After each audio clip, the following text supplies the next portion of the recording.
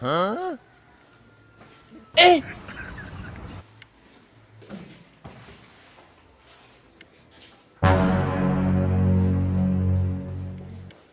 We Steven. Nini hiki?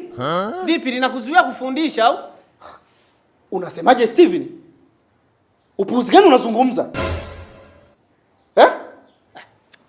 Sasa hilo kuna mtu tulitakiwa kumfanyia delivery hapa bondeni.